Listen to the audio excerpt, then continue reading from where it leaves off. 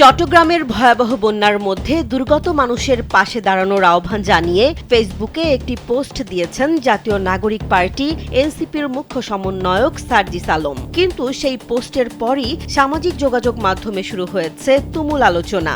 অনেকেই বর্তমান বন্যার চেয়ে বেশি টেনে আনছেন পুরনো একটি ফান্ড বিতর্কের প্রসঙ্গ। টানা বর্ষণ ও পাহাড়ি ঢলে দক্ষিণ চট্টগ্রামের বাঁশখালী, সাতকানিয়া ও লোহাগাড়া সহ বিস্তীর্ণ এলাকা পানির নিচে তলিয়ে গেছে। লাখো মানুষ পানিবন্দী। এই পরিস্থিতিতে সার্জিস আলম তার পোস্টে দলমত নির্বিশেষে সবাইকে বন্যার্তদের পাশে দাঁড়ানোর আহ্বান জানান।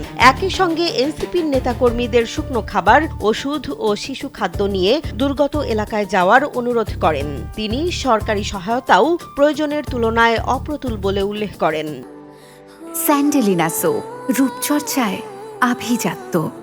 তবে পোস্ট প্রকাশের পরই কমেন্ট বক্সে ফিরে আসে 2024 সালে বন্যার সময়ের ফান্ড সংগ্রহের বিষয়টি। তখন এনসিপি প্রতিষ্ঠিত হয়নি। বৈষম্য বিরোধী ছাত্র আন্দোলনের ব্যানারে সার্জিস আলম, হাসনাত আব্দুল্লাহ, নাহিদ ইসলাম, হান্নান মাসুদ সহ আন্দোলনের কয়েকজন সমন্বয়ক বন্যার্তদের জন্য অর্থ সংগ্রহ করেছিলেন। সেই তহবিলের অর্থ বিতরণ ও হিসেব নিয়ে পরবর্তীতে সামাজিক মাধ্যমে ব্যাপক বিতর্ক তৈরি হয়েছিল। এবারও অনেক নেটিজেন সেই ঘটনার প্রসঙ্গ তুলে ধরে আগের তহবিলের হিসেব জানতে চাইছেন।